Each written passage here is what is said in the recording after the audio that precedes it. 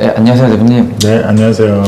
오늘 저녁에 이제 CPI를 발표하는데 혹시 우리는 무엇을 좀 중점적으로 봐야 될까요?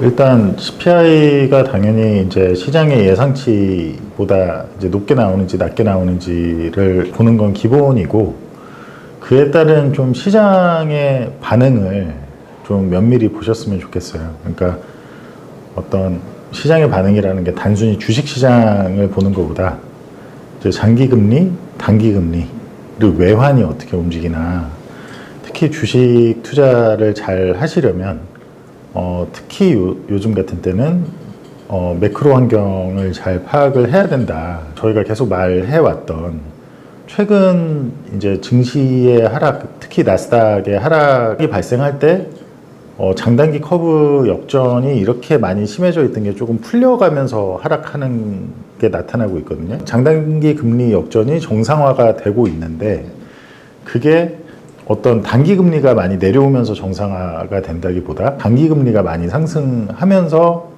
이제 그런 정상화 조짐이 나타나고 있습니다. 물론 이제 어제하고 최근 하루 이틀은 또 이제 반대이긴 했는데, 어쨌든 지금까지는 이제 계속 그게 이어져 왔고, 그게 앞으로도 이어지는지에 많이 주목을 하시고, 달러가 2022년처럼 인플레이션이 예상보다 높은 수치를 나갔을 때 달러가 더 강해지는지, 더 높은 수치가 나왔을 때 달러가 더 강해지면 여전히 아직 시장은 단기적으로는 인플레이션이 또 더 높아졌으니까 연준이 더 강하게 긴축을 하겠구나, 이런 생각을 하는 거거든요.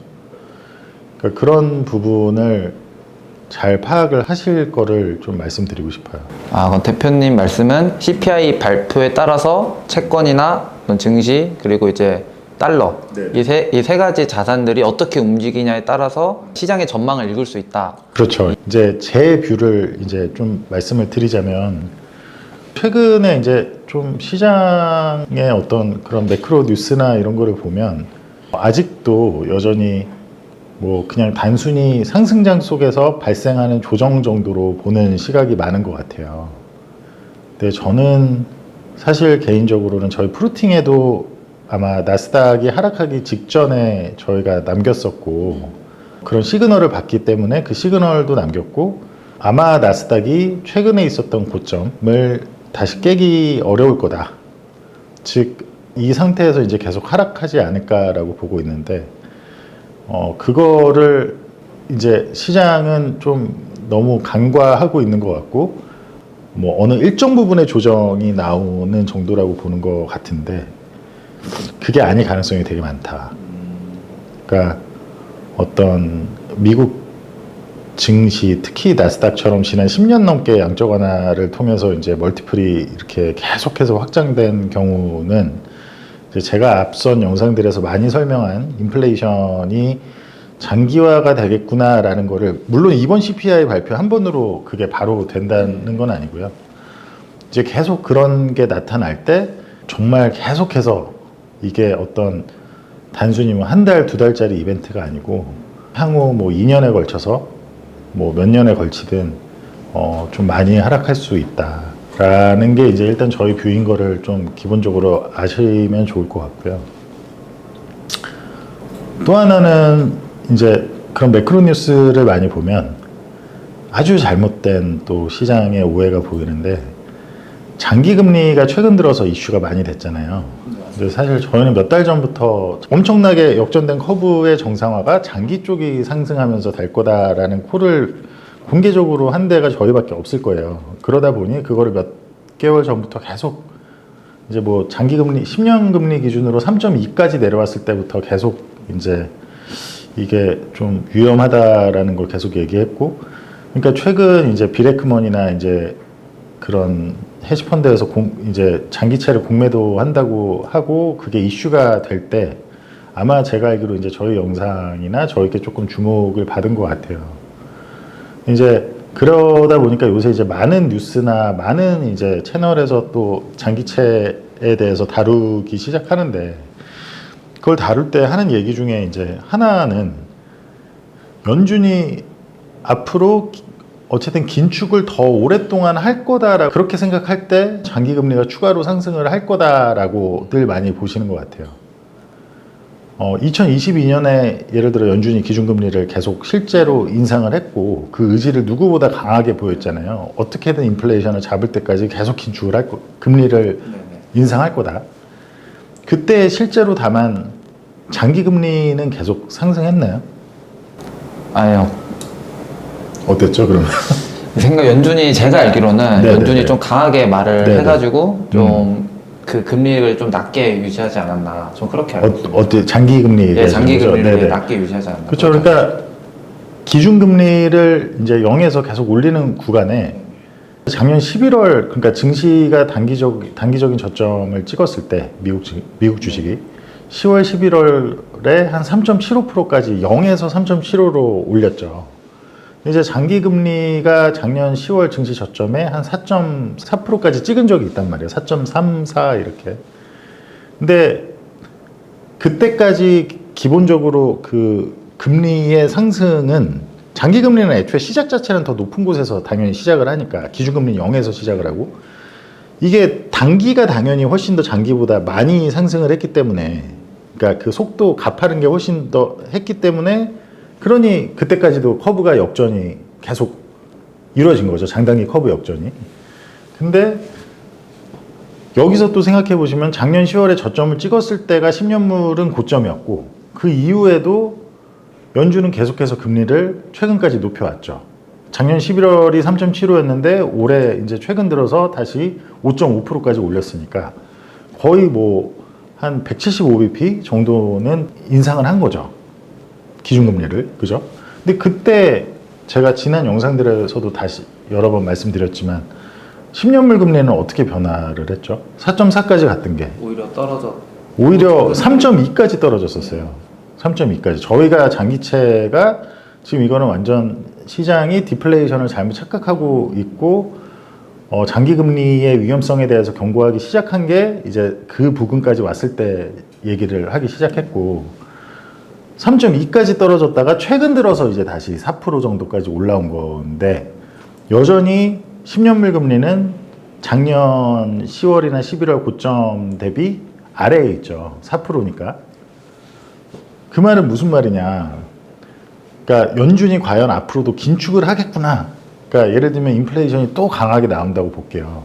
저희는 앞으로 인플레이션이 강하게 나와도 연준이 이미 재정 지출과 이런 부담이 너무 커져서 쉽게 앞으로는 추가 긴축이 해봤자 이미 한정돼 있을 거고 어떤 핑계를 대서라도 그렇게 긴축을 앞으로도 막 지속적으로 하겠다는 메시지를 주기 어려울 거라고 보고 있는데 아무튼 저희의 이런 전망과 상관없이 시장이 그렇게 생각을 한다고 가정을 높은 인플레이션이 나왔을 때 와 이거 또 더 긴축을 하겠다구나라고 겁을 22년과 똑같이 생각을 한다면 과연 연준이 정말 확고한 의지를 그런 시장이 믿는 대로 더 확고한 의지를 보여주고 긴축을 더 앞으로 하겠구나 더 강하게 하면 과연 장기금리가 추가 상승할까요? 하락할까요? 만약에 연준이 이번에 인플레이션이 시장의 모든 예상치보다 확 올라서 나와서 갑자기 나와가지고 연준 위원들이 연속적으로 다 나와서 우리 다음에 저기 9월 미팅 때는 저기 한 번에 그냥 100bp 다시 하겠습니다. 빅샷 하겠습니다. 라고 한다고 가정을 해볼게요. 그럼 장기금리가 오를까요? 장기금리는 기존에 보였던 시장의 움직임으로라고 한다면 떨어질 가능성이 좀 그럴 가능성이 꽤 크죠. 그러니까 오히려 또 이제 디플레이션 지금 이미 5.5인데 100bp나 더 한다고 하면서 물론 저는 100bp 더 한다고 해서 디플레이션으로 연결될 거라고 전혀 보지 않는데 그런 식의 프라이싱을 할 가능성이 높겠죠. 지금 25bp만 생각하고 있던 그 시장에서 끼케야 9월에 25bp를 또 한 해 만에 그리고 이제 앞으로는 없을 거야 라고 예상하는 시장에서 갑자기 연준이 이거 안 되겠다 다시 100bp씩 하겠다라고 한다면 그거는 장기금리를 굳이 저는 더 상승할 요인이 아닐 것 같아요. 오히려 정말 많이 두려워하셔야 될 거는 지금 시장은 연준이 긴축을 이제 멈추겠지 이제 끼케야 한 번이고 그것도 안 할 가능성이 높고 멈출 거다라고 프라이싱을 하고 거기에 한 단계 더 넘어서 기준금리까지 이제 이제 크게 낮출 거야 라고 생각을 하는데 늘 말했듯이 저희는 인플레이션이 장기화가 될 걸로 거의 확실히 전망을 하기 때문에 그런 기준금리를 낮추기는커녕 너무 막 주가가 크게 부러지고 하면 낮추는 게 있을 수는 있으나 어쨌든 높은 수준을 유지를 할 거다. 근데 정말 문제는 인플레이션이 그냥 장기화 정도가 아니라 저희가 전망하듯이 끝자락에 다시 올라가서 다시 2차 인플레이션 스파이크. 그래서 지난번 고점이 뭐 9% 22년 6월 정도에 뭐 전년비 9%나 뭐 아무튼 그 비슷한 수준 아니면 그 이상을 혹시라도 만약에 갈 때 그때 만약에 연준이 21년에 처음 인플레이션 높은 인플레이션이 발생하기 시작했을 때처럼 뭐 그때 일시적이라는 핑계를 대면서 긴축을 안 했잖아요. 네네. 어떤 방식으로든 정말 해야 될 최소한의 그 뭐 100pp든 200pp든 그런 강한 액션을 갑자기 안 하기 시작할 때 그때 장기 금리가 폭발적으로 튀겠죠.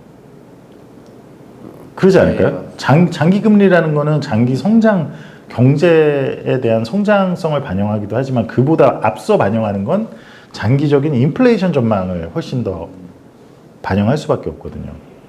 근데 인플레이션의 끝자락이 뭐 이게 한 번만이 아니라 앞으로도 3번, 4번 매월 발표될 때마다 전월비로 시장의 예상보다 더 높게 계속 발표가 되는데 연준이 어차피 지금 근원으로 봤을 때는 뭐 이런 핑계를 댄다든지 어떤 얘기를 하면서 자기네들은 긴축 사이클이 이미 거의 끝났다라는 걸 어떤 자꾸 시장에 힌트를 주고 그거를 주입시키는 식으로 얘기를 하다 보면 당연히 그때가 장기금리가 제일 위험한 때고 만약에 지금 제가 지난 영상에도 말씀드렸지만 연준이 이번에 물가 지표가 예상보다 높게 나왔는데 100pp를 하겠다. 아니면 뭐 예를 들면 이제 지긋지긋하다 그냥 물가 확실히 끝내버리겠다.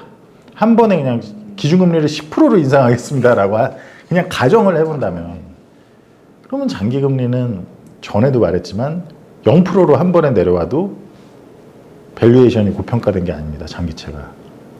그러니까 그만큼 그 역학을 그게 모든 이제 장기 기대 인플레이션 그리고 아주 여러 가지 역학과 연결이 돼 있고 또 외환과도 연결이 돼 있고 계속 제가 강조해서 그 얼마 전에 커뮤니티 탭에 글도 남겼는데 10년물 장기채의 턴 프리미엄이 최소 어느 0.45에서 0.5 수준 플러스로 정상화가 그 정도까지 되기 전에는 아예 장기채가 됐든 주식이 됐든 주식이라고 하면 나스닥 같은 그런 성장주나 기술주 위주의 주식들을 얘기하는 건데 그런 게 됐든 건드릴 생각도 하지 말아라 라고 할 정도로 지금 문제는 인플레이션의 장기화가 될 거냐 안 될 거냐 그리고 그거를 시장이 어떻게 인식하느냐가 핵심인 거지 그런 건 모두 다 장기 기대 인플레이션이나 그 10년 그 장기채의 턴 프리미엄에서 나타나는 거고 턴 프리미엄이 이제 정상화가 되는 게 진짜 위험한 거지 연준이 뭐 긴축을 더 할까요 말까요 뭐 그래서 연준이 긴축은 어차피 더 안 할 것 같으니까 오히려 장기금리는 괜찮을 거다 이렇게 얘기하는 셀사이드 애널들도 많고 뉴스가 많은데 아주 잘못된 생각이다 를 꼭 말씀드리고 싶었습니다. 그럼 대표님 말씀은 작년 이제 11월쯤에 3.75에서 지금 한 5.5까지 기준금리를 올렸음에도 불구하고 10년물 미국채 금리는 떨어졌잖아요. 그것이 이제 시장의 착각으로는 경기 침체가 온다. 경기 침체가 근데 이제 온다. 그들이 말하는 침체라고 하는 건 전형적인 침체. 그러니까 물가부터 먼저 떨어지고 뭐 원자재도 그냥 박살나고 이제 그런 침체를 생각하는 거니까. 이게 이제 여의도나 이제 월가 이제 주류 이제 의견으로 전망으로 저는 알고 있는데 그랬었죠.